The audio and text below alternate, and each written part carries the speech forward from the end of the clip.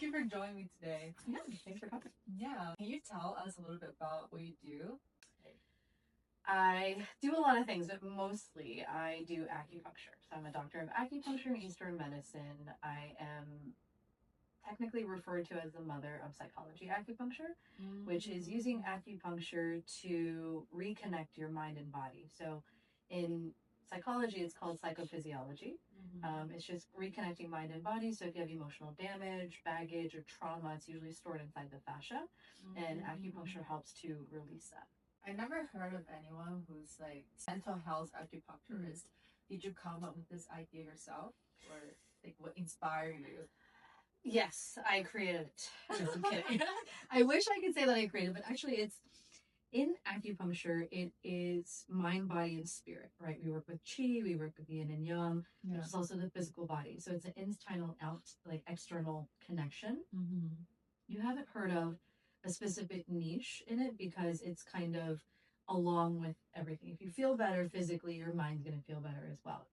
But with the rise of mental health issues, a lot of stress, anxiety, depression, manic, schizophrenia, unfortunately, multiple personality disorder, what they call DID, it's becoming less stigmatized, and it is becoming a bigger issue that a lot of young people and adults are suffering. So it's figuring out how do we separate the physical symptoms and focus specifically on the mind. So it's difference of shifting the perspective. And because no one has really focused on this perspective yet, I don't claim to be the founder or creator of psychology acupuncture. I like the term mother because I'm nurturing this and creating a space where it is more acceptable and we can teach more people how to do it. How do you convince someone who's never tried before, like who only see acupuncture as like pain relief or physical treatments? Yeah, so I've been doing acupuncture for 14 years now. I'm actually a fourth generation, so I've seen my grandfather do it, my father do it, now I'm doing it. The biggest shift that I've had in mentality is I'm not here to convince anybody. And I feel like if you still are making excuses or reasons as to why you shouldn't try acupuncture, you're not desperate or hurt or there yet. So explore all your other options. But when you really are like at your wit's end, it is kind of like a Hail Mary. I've tried everything and nothing's working, so I'm here. Great. I wish you would have come before you got to this point, but it's never too late. So when they do come, I like to explain. And again, you don't have to believe me, you don't have to accept everything that I'm saying, but I just want to give you education and information so that when you do make your next decision, it'll be a little bit more informed than what you find on Google or through your doctor, which is usually surgery or medication for the rest of your life. Yeah. For just a disclaimer portion, I guess, just to cover my ass, I don't do psychology. I do have a bachelor's in psychology from Harvard, and I'm currently working on my second master's at Harvard for psychology as well. But I am licensed to do acupuncture. Within the framework of acupuncture, just like there's fertility acupuncture, so people that help you get pregnant and work with IVF centers, and there are sports, medical, or orthopedic or pain management acupuncture. This is just another framework under acupuncture. So I work with, if you have a clinical diagnosis or if you have like mental health disorders, I use acupuncture and not psychotherapy or talk therapy to treat. It's using needles to do that. I see. Yeah. If someone who's now currently experiencing depression or anxiety, if they come to you, like how would you treat them using acupuncture? How does it work? What's the theory behind it? Man, so I actually teach foundation and theory at the master's and doctoral levels, and I think theory and foundation are extremely important. Pretty much, it's everything wrong in the body, mind, body, or spirit. There's an imbalance. Either you're not getting enough, which is what we call deficiency symptoms, or there's too much. And if you think of your whole body as being 100%, if you have 90% going up to the top of your head, so manic depression or anything that's anxiety or stress, where you can't go to sleep and you're feeling really in your head, that means 90% is being stuck up here, so the rest of your body is not getting enough. So how do I change and reroute so that instead of having 90 and 10, that I start to naturally allow your body to flow again? Depression or any of the other more depressive states, then it's 10% in the head, 90% in the bottom, because you're really depressing the situation. Really? So then how do I reroute this to make sure that it's now moving all the way up to the head and we're getting better circulation?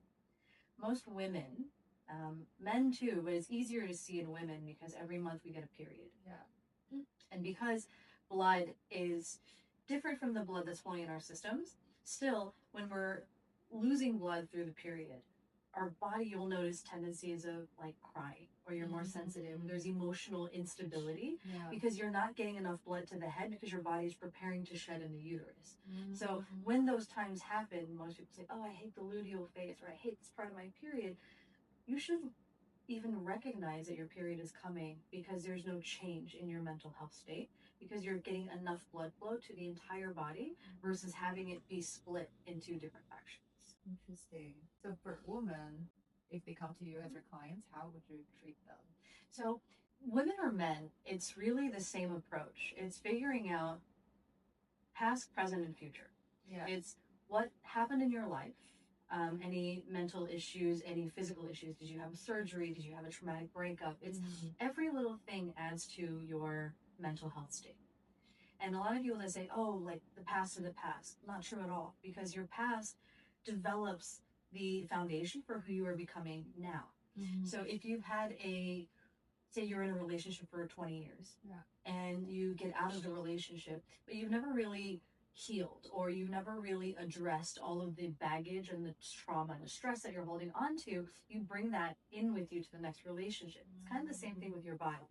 So if you have a trigger, if you have stress, or you're having trouble sleeping, if you don't address that, you're going to continuously have those symptoms. So we normally take, is it a deficiency or is it an excess? Are you depressed or feeling less in control because there's not enough chi? Is there not enough blood? Or is there too much, and that's why you're not getting it to the areas that you need to because it's focusing on your heart or in your head? Are you ruminating your thoughts? Are you spiraling? Or do you go numb? Those are all symptoms that tell me that it's not just depression, it is a deficiency or it's an excess. Which is why with Chinese medicine, it's easier to get a much more tailored treatment than with Western medicine, because they don't have the nuanced breakdowns that we do in Chinese medicine. Very interesting. So you say it's deficiency in qi or blood, or excess qi and blood. Yes. You either have too much going somewhere or you have too little going somewhere. Okay. And where do you see people mostly hold their tension? Like which body part? Always, it's going to be neck and shoulders. You get migraines or you get stomach issues. Okay. Everybody in the world, I don't care if you're rich or poor, I don't care if you're old or young, when you get stressed, there's only two types of people. One, the nonstop eaters, people that eat constantly because they feel the need to fill their stomach. And then you have the opposite. They don't eat anything, excuse me, at all, because they're like, it's just not going to digest. It's just going to sit there and be miserable. So you don't have somebody that's like, oh my God, I'm so stressed. My boss hates me. My partner's horrible. Let me sit down for a 3-course meal, right? It's either you're constantly eating, stress eaters, or the non-eaters. So interesting. Yeah, because I feel related. Yeah, it's pretty common. And of course, neck and shoulders, we're always, stressed. So no one's like, oh my God, I'm so stressed out, and you're like bleeding out. You get smaller. You start to make yourself less visible. And you use acupuncture to remove the stagnation in your stomach and shoulder? Both. Typically, you can't have a physically healthy body if your mental health has been in trouble for a while, and vice versa. So physically, I can release tension. So if you were to tell me like, oh yeah, I'm under a lot of stress, if you were to grab your shoulders, just even now, you'd feel muscle pain. You'd feel tension, and you feel like hard rocks, right? So using acupuncture, trigger point, I'd be able to release that. So I'm force stimulating, so they're going to release. And that indicates to your body, don't overreact and don't hold it here. So I'm retraining your muscle memory. Also, then, if you think of acupuncture needles as like traffic cops, if there is an accident and there's too much stuck in your stomach, then I'm going to use acupuncture needles to redirect the energy. So your blood, your qi, your yin, your yang, to not try to go through a jam-packed traffic jam, but is to find detours to go around. So acupuncture needles are saying, hey, follow me here, you're going to go here, and then you're going to go here, and you're going to cycle that out. How long does it usually take for your body to start to rewire that, like the memories, or memories? It depends how deep the trauma, and most people hate when I say this, but if you've been struggling with the same issue for about 2 years, you need to put in at least 2 years. It took you 2 years to get somewhere, which means it's 2 years to get back to baseline. So, assuming you are overdrawn your bank account by negative 500, just because you put $500 in doesn't mean now you have $500. You're now at zero. So then, in order to get 500, you need to put $1,000, right? That's so, all. Yeah. Okay. So it's, Wow. but it's also not just coming to acupuncture once a week for an hour is going to fix you. There's dietary, there's lifestyle changes, there are mental shifts. So things that you can do yourself to rewire your neuroscience, your neuroplasticity, so that things aren't triggering anymore. You can recognize that, okay, this is what's going to be affecting, this is what's going to happen. So then you calm your brain before it goes into overdrive and it goes into survival mode. So a couple different things. It's not always that your body reacts faster than your brain. Your body reacts, but your brain doesn't allow you to register because it's a survival tactic.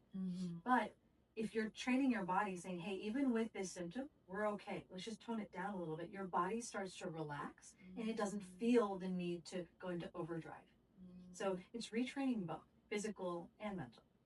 If your clients like just have a breakdown during the week, but you're not around, like what would you recommend them to do? So I love partnering with therapists. I think with therapy, there is a limitation. Sure, I can identify all my triggers, I understand what the problem is, but it doesn't allow me to release it from my body, which is what acupuncture does. Acupuncture, again, because I practice acupuncture and not psychology, I can take what your body is doing and release that. So even if you don't recognize or understand fully what's happening, your body's able to release it. So I do typically recommend that you can only see me for specific mental health conditions if you have a psychiatrist or you have a therapist that you're working with. And journaling, music, different types of meditation are going to be a lifestyle change that you're going to do.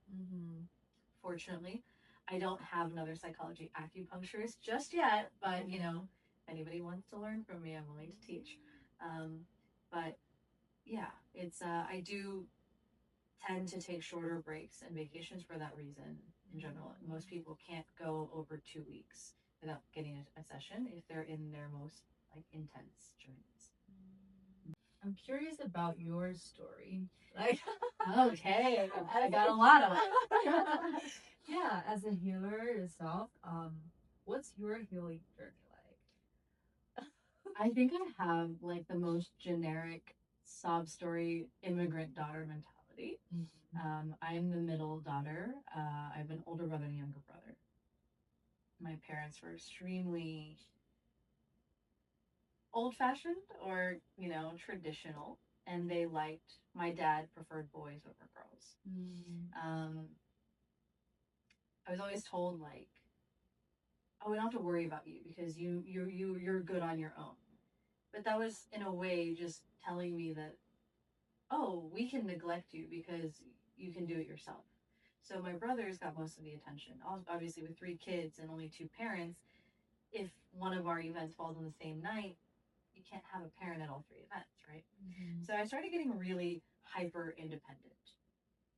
It made me very successful, very ambitious. I wanted to prove my worth, prove that I was worth what I'm doing, right? I'm the best. Look at me. And so I had this desire to achieve more and do more, which I have. And I'm very grateful to my parents for allowing me to be what I call high functioning anxiety. But it comes with a price tag. So I think I've had really bad romantic relationships with like really, really horribly narcissistic partners. And it fed into that ideal that I'm doing the right thing because I'm fixing somebody. So I have like the savior complex, which most acupuncturists, most healthcare practitioners have savior complex. That's why we do it, right? But it was, I'm a Harvard graduate. I'm a doctor of acupuncture. I am, you know, successful. I have celebrity clientele and doing well. So from societal standards, I'm killing it. But on the dark side of that, it's, do people like me because of what I offer? Or do they like me because of who I am if I didn't have all this? So then you start to have this almost a split personality, like a Dr. Jekyll, Mr. Hyde, where you're like, oh, I'm Dr. Michelle Han. I'm so and so. I have this, I have this, I have this. Because you're not quite sure if somebody will accept you if you don't have all that. Like, it's okay if I didn't go to Harvard, if I didn't have this successful practice, if I wasn't doing all these cool things, would you still look at me? Would you still give me interest? And so I think I was chasing validation for a really long time. Mm. And I, again, going back to the first like conversation about convincing, Yeah. I had to convince people, no, acupuncture is a medical science. No, we are just the same. We're this. And I spent so much time trying to prove my worth that it was such a relief to be like, you know what? Fuck it. Yeah. Right? You can't separate who I am with what I have done. Yeah. I am a Harvard graduate. I am a doctor. I'm this. I'm a lecturer. I'm a podcast host. I'm doing all these things. Those are all part of who I am, right? And I leave parts of that of myself in every project that I do. So I think I stopped trying to figure out who am I from what am I, and I've accepted that I am both. And you know, I really hated being told like, "Oh my God, you're too much." So I try to like dumb myself down or like make myself more digestible to people. And now I'm like, you think I'm too much? Probably for you I am, right? And I'm not meant to be for everybody. Just like if you think of like your group of friends, out of all these people you met, you either liked them or you didn't. The ones you didn't like, you didn't care about. From the ones you liked, you chose the ones that were more special or that resonated better. Those became your friends. And of those friends, you chose your best friends. And from those, you found your romantic partner or your whatever it was. And some of them don't end up staying in your life. Yeah. And I realized that was the same thing. You were always meant to find me in the walk of life that I am because I'm not meant to attract everybody. I might be perfect on paper, but I have a potty mouth. I'm aggressive. I'm like a raving hamster when I'm mad, right? Not everyone likes that, nor do they handle it well. So as sad as it is, as much as I love you as a person, we're not compatible. And so I stopped trying to win everybody over. Win some, you lose some, but at least at the end of the day, I know that I was true to both. Right? Yeah.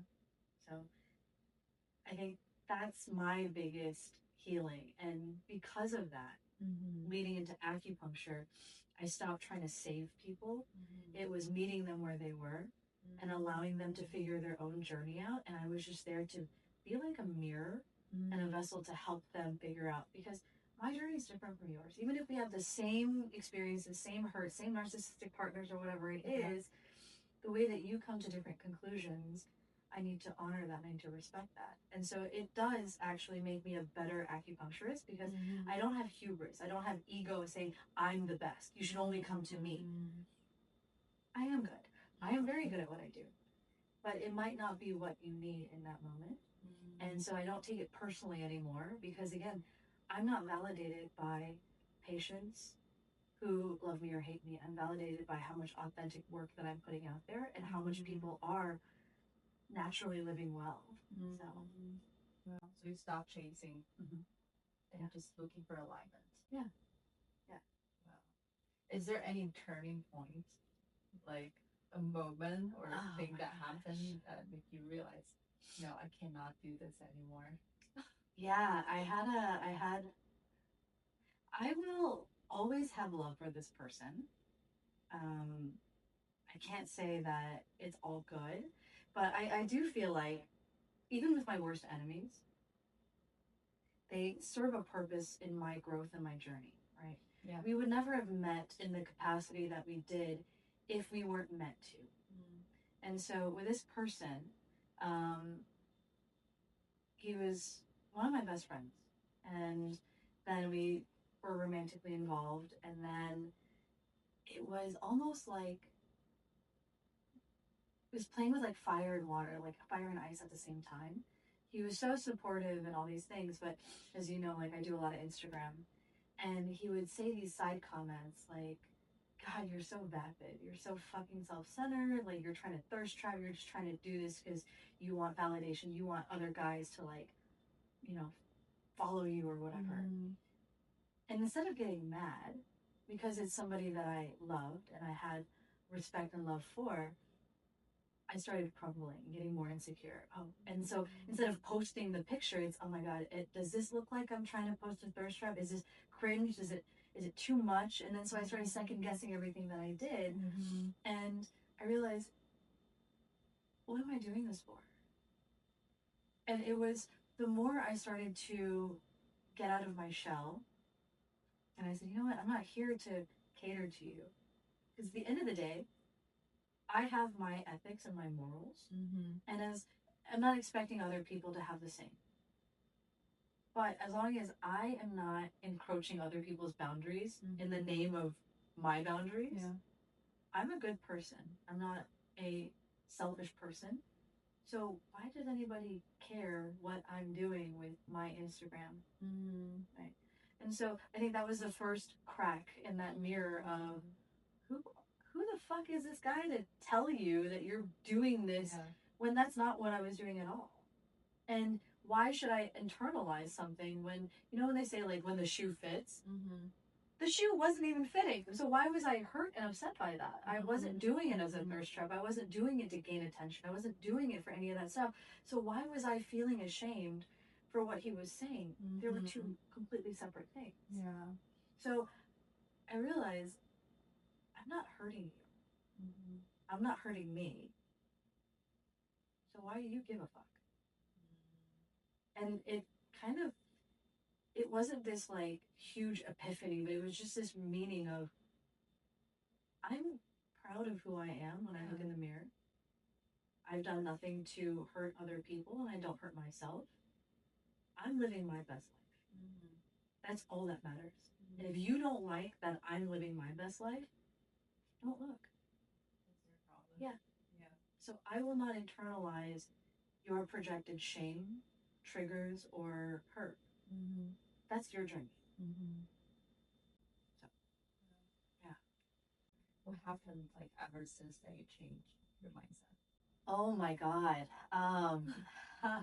So my mom, my dad, bless their hearts, they were always like, don't make a big deal. Don't be visible. Don't be, because again, being invisible or being silent was safety for immigrants, right? Don't bring attention to yourself. But I'm not an immigrant. My parents were.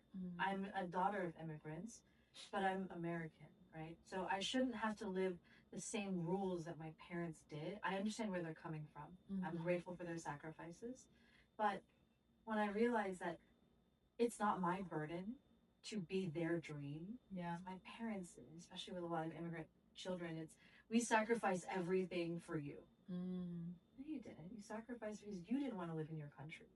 We're just an excuse for you to feel better about your choices. So then when they tell you, oh, be a doctor, like, and ironic, I know, because I became a doctor of sorts, but it's like, be a doctor, be a lawyer, do something that's going to be financially stable. We've pushed ourselves. So my artistic friends shut that side of them down and they chose stable paths. Now, everything comes with a price tag. When my friends, none of them are starving artists.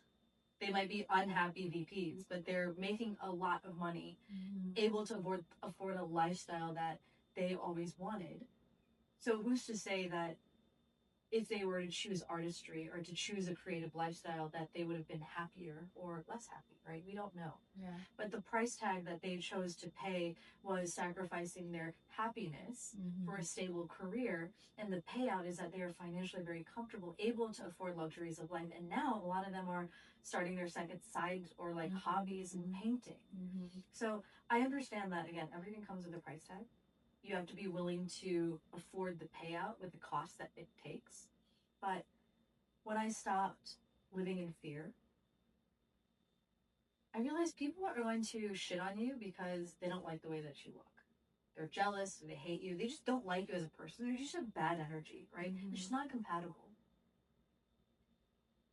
Why should I live in fear of people who aren't supporting me? Because what that means is I'm invalidating all of the people who are supporting me for the people that don't matter. My friends, my family, in their own way, they're supporting me in the way that I am and who I am. And by worrying about the people who don't give a shit and just want to cause problems, I'm invalidating all these people who do deserve my attention.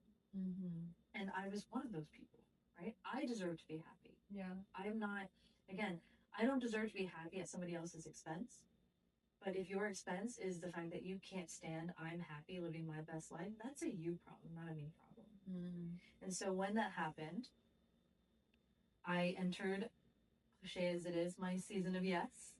And a random guy reached out to me on Instagram, turned out to be a crazy, like, high producer, camera person, went to Hawaii, shot content, filmed a docuseries. I'm now creating and hosting a new docuseries, and I'm really excited about that passion project.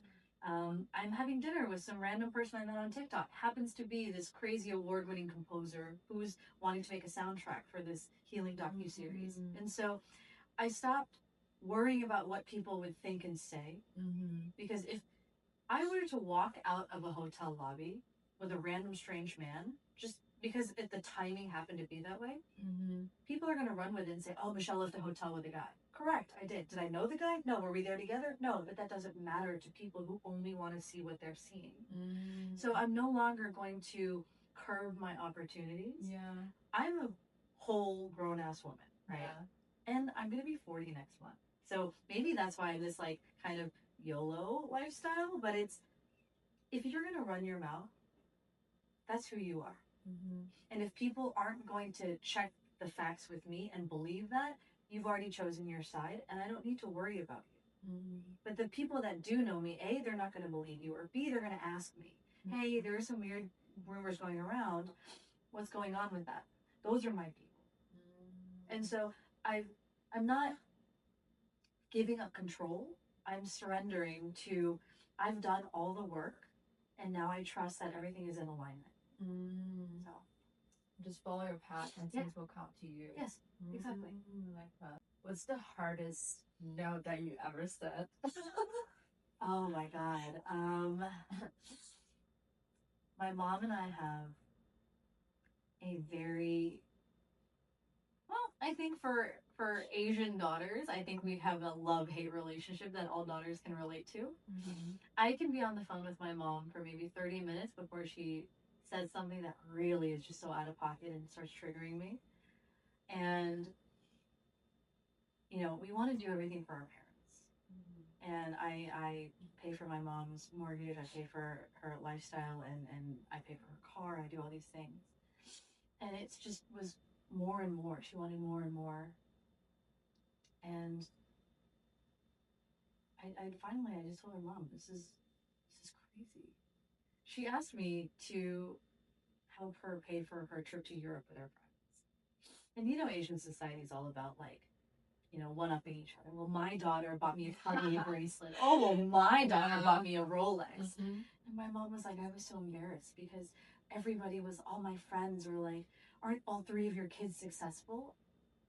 Does it look like I have a Rolex, Mom? All the Chanel, the Mercedes-Benz that you're driving, I paid for that. Wow. And so I told her, I said, Mom, I'm going to be selfish. And being selfish doesn't mean I'm not paying for her electricity bills or utilities. She's living comfortably in a home. My mother is retired. Okay, she doesn't have an income. So the fact that she's driving a Mercedes-Benz with all the high-speed internet and all the top of the top, whatever, and she golfs every other day, she's fine.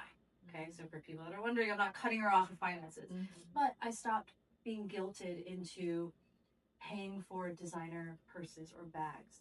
I do it because I want to. I shouldn't have to do it because, well, so-and-so's daughter just bought her this, and now I feel pressured to do it, right?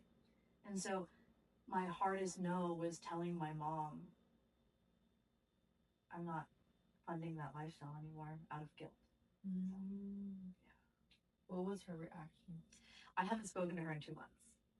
Wow. Yeah, she's, you know, I think every Asian mom has a bit of a emotional guilt tripping complex where I I sacrificed my life for you and I did all this for you and I didn't chase my dreams so you could chase yours and all that stuff. So I think that there was a bit of betrayal that she felt because I am the only daughter.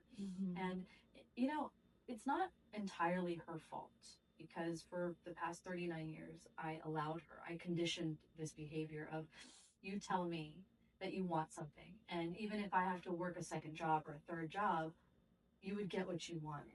So for all of a sudden, for somebody who was like this for every day for 39 years, to all of a sudden say, no, I'm not doing this anymore, I can understand why she feels the way that she does.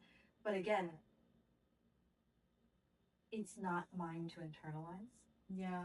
So did I feel bad when she, of course, got upset or when she tried to cry or guilt trip me and emotionally blackmail me? Of course. But in my journey to stay authentic to myself, I stood firm and I said, okay, I'm here when you're ready to have a conversation. And I haven't called her since. So, work in progress. Wow. Yeah. How are you feeling? I think the best way to say is the American part of me is like, hell yeah, I did that, right? But the Asian part of me is like, man, she's already 70. Like, was it really worth me doing this? Shouldn't I just be the bigger person? Fuck it. I can afford it. I should just do it. But then, when does that end, right? It's not sustainable. Yeah. So I think that's the part that I struggle with. It's the healing portion of me setting and forcing my boundaries, but at what extent, right? My mom doesn't need the extra Chanel bag. She doesn't need another Mercedes, right? She doesn't need that, but she wants it. So as a daughter, I want to do it for her, but it's not coming from a right place of I'm doing it because I wanted to. It's doing it because you forced me to. Yeah. And so it's creating resentment. It's creating this, I wouldn't have done this if you didn't say what you did, right? And so I think in order for us to have a healthier, genuine relationship for the rest of time that are allotted, I needed to set some boundaries and have them enforced. Yeah. For yourself. Yeah. Thank you for sharing. Yeah. Thanks for asking.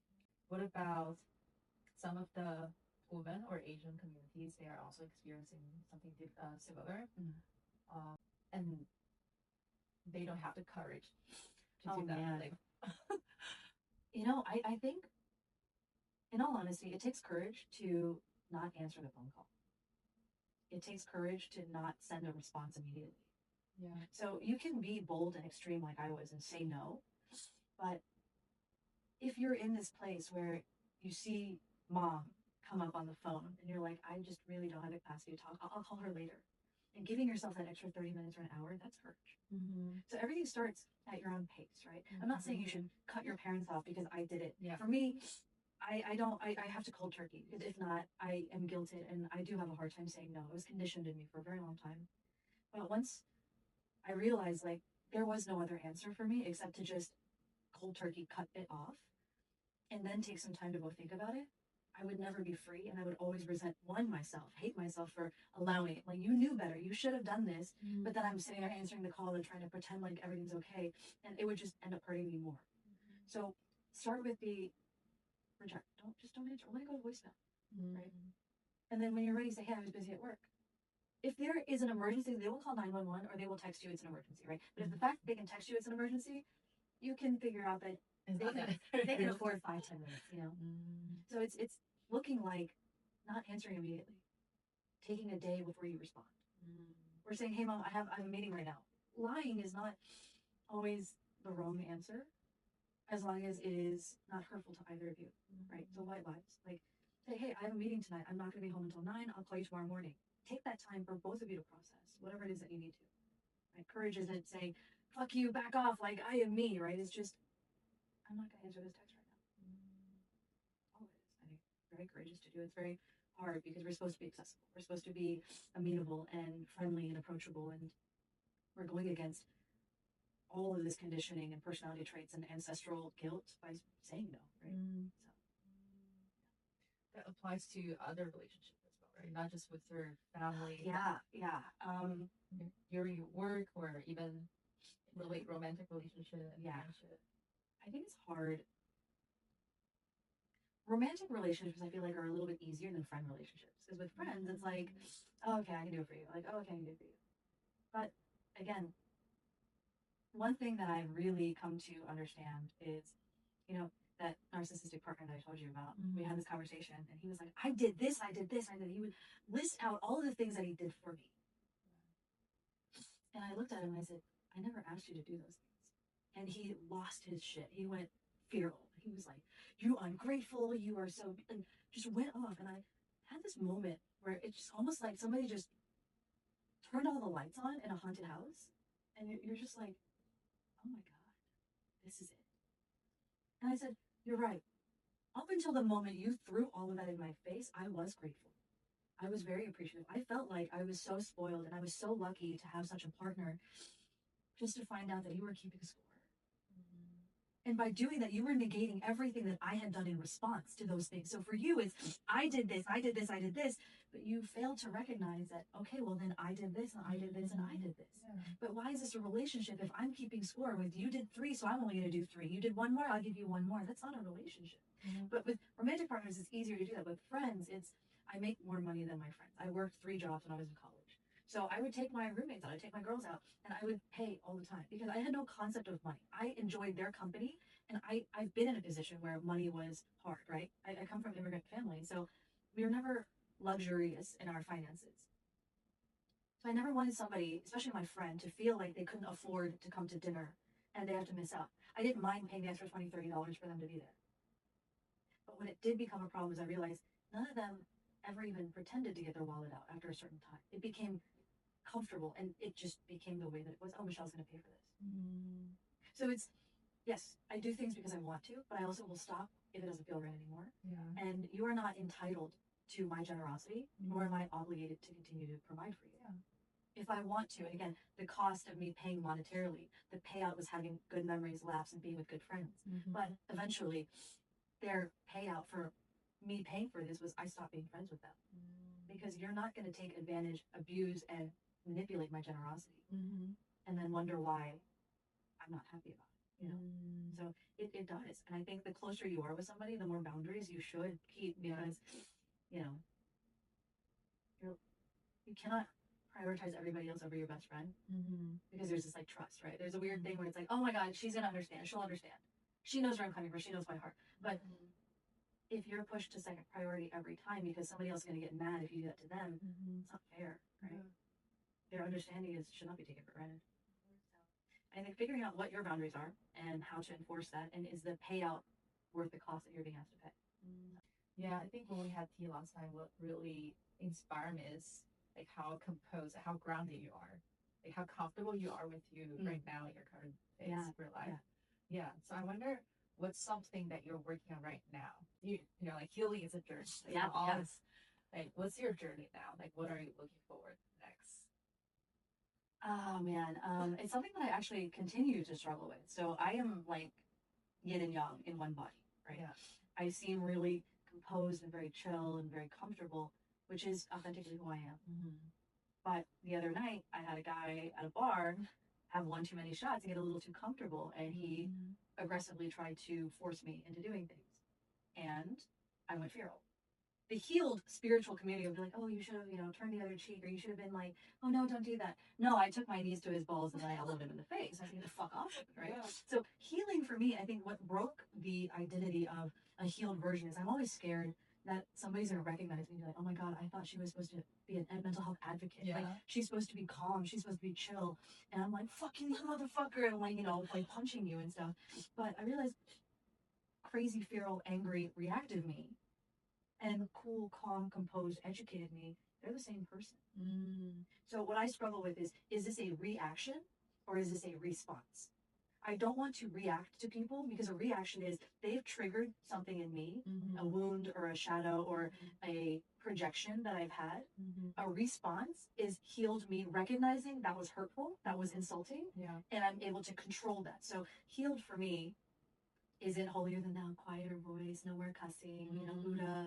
It's being able to say, fuck you, you motherfucker. And being able to stay with that through the entire thing. But also in the same response saying, he's not even worth it anymore. So when I would have reacted in a previous situation, I'm able to say, I'm not even going to respond. That doesn't even deserve a response at this point. Yeah.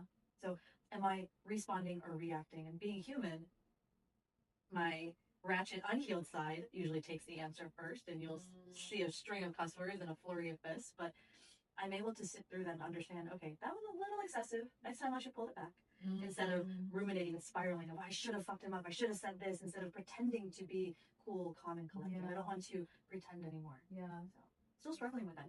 I think it's hard to understand, is this coming from a healed portion of me, or is this a healing portion of me, and I'm not ready to handle it just yet. So that's where I'm at right now.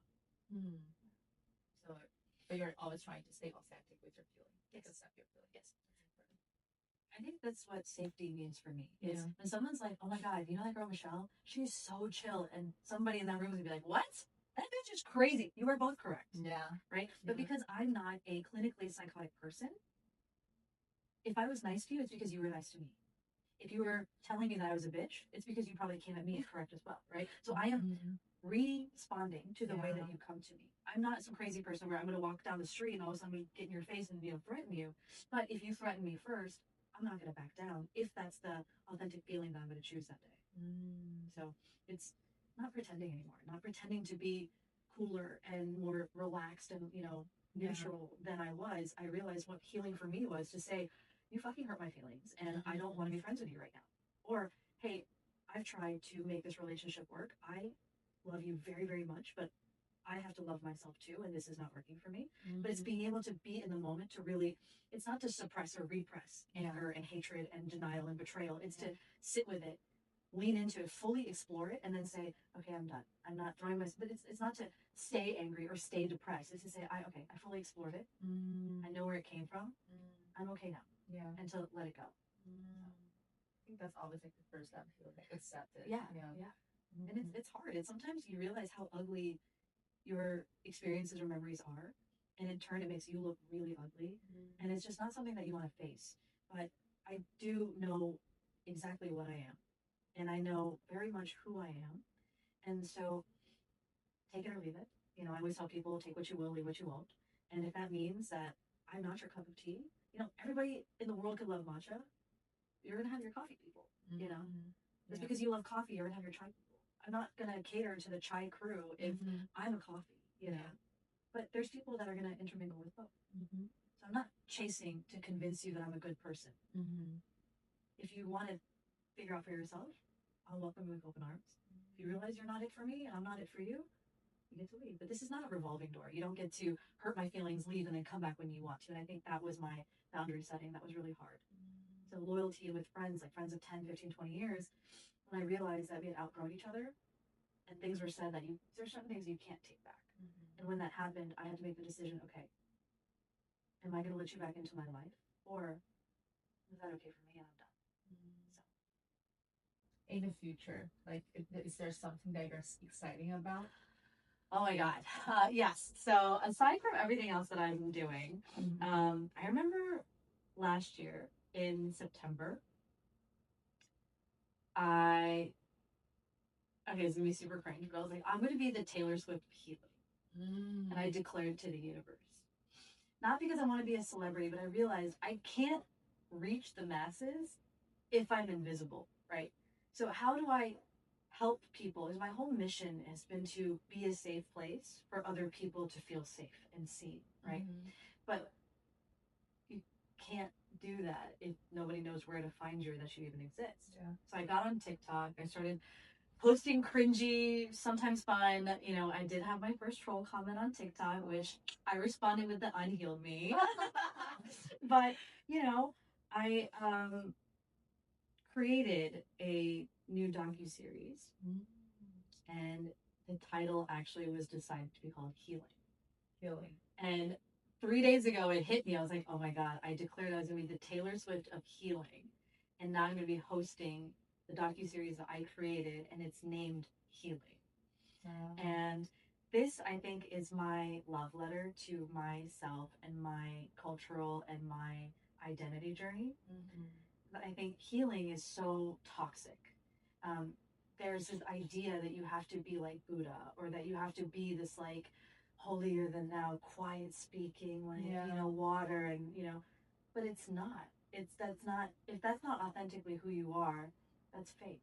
It's performative and it's not real. So I wanted people to hear my story about healing. And the hardest part about my healing journey was I felt so alone.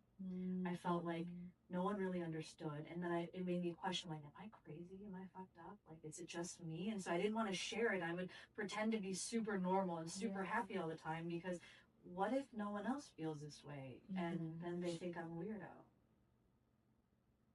Then I shared my story to the producer friend and to a small test group, and people were crying. And they're like, oh my God, I have something similar. And then people started sharing their journeys, and it was like, this is what healing is, right? It's not me saying, okay guys, I did a sabbatical and now I'm in Bali, it's 5 in the morning, I'm doing yoga sunset, you know. It's not what healing is. If that's your thing, great. But for me, it was crying in the bathroom after a patient went crazy, said some really horrible things, washing my face and going in to take care of the next patient. It was my colleagues who were able to say, hey, I need to take a mental health day. I'm not stable enough to take care of you.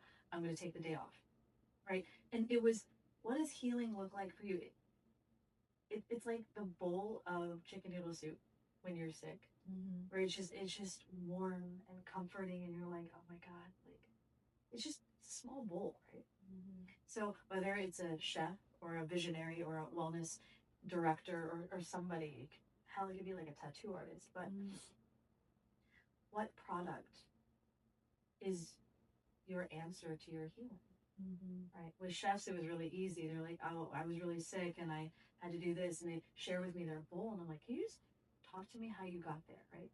And so we had all these people sharing, and it's normal people, everyday people, you, me, Joe Schmo, is just the UPS guy, right? It was just, but everybody had a story, especially in such rage bait, hateful times where everything is so scary and stimulating and everything is always so go, go, go.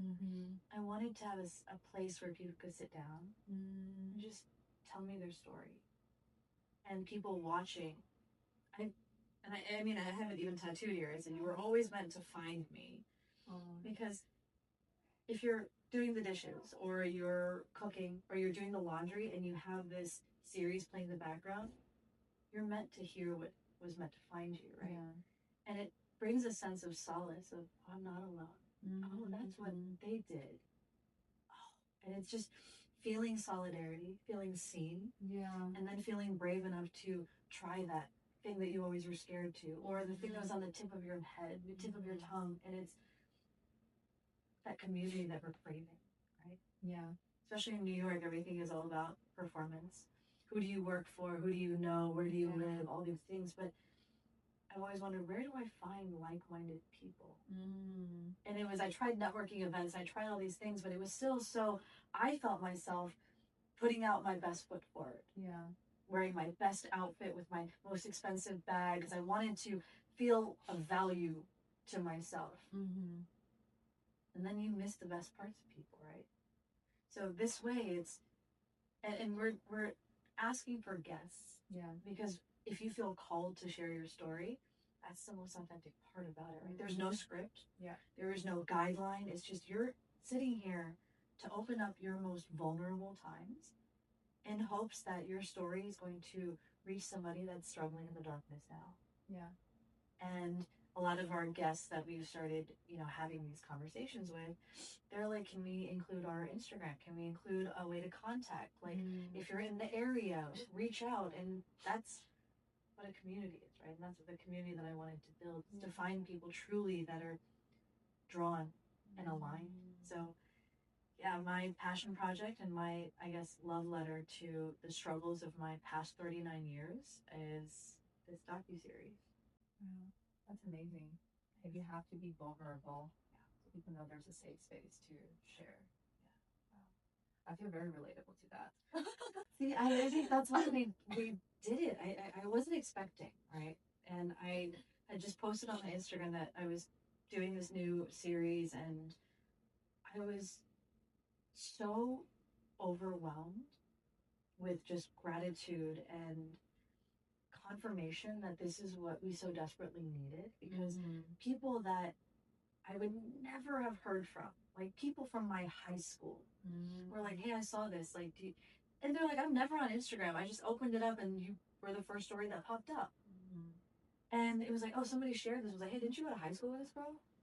And they're like, I want to share my story. And it was just, oh my God. Everybody has a story. Yeah. And it is the highest form of verified confirmation of alignment for me, that you said it's very relatable for you. Right? Yeah. I don't relate to, I love celebrities, I love influencers, I think they're amazing, but frankly, I don't relate to somebody with 1 million and 2 followers that post content every day. I struggle, I hustle, I have to live a life, right? And I don't have a team to glam me up and do this. And as much as I do have an escapism with this lifestyle, I want to feel relatable. I want to relate to someone saying, oh my God, where were you 2 years ago? Yeah. You know? Or, yes. Yeah. So we want real people with real stories, because again, the last thing I want you to do is feel like you have to put your best face and best foot forward when you're telling your own story.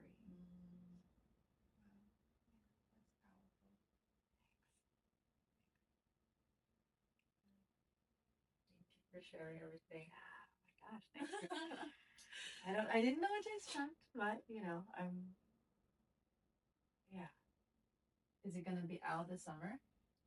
We are hoping to target a May release. May is Mental Health Awareness Month, but it's also AAPI support month.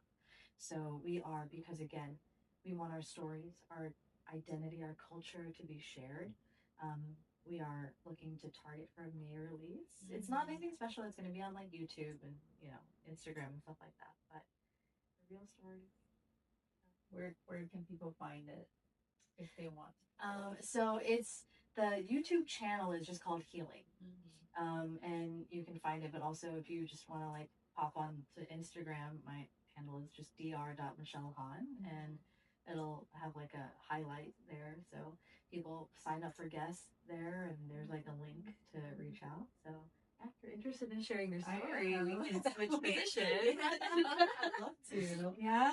Okay, I'm going to hold you to it. I'm going to your email and be like, you promise on camera. Yes, I know. Yeah. Okay. Well, thank you so much for sharing everything. Thanks for having me. Thank you. Yeah. We need more people like you. Maybe the more healed version of me, not so much the wretched, aggressive me. Authentic both. I like both. Yeah, I like both. Yeah. Just authentic. Yeah.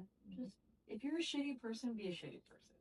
Yeah. If you're a happy person, be a happy person. But don't pretend to be something and start resenting yourself, because authenticity was the highest energy. Yeah.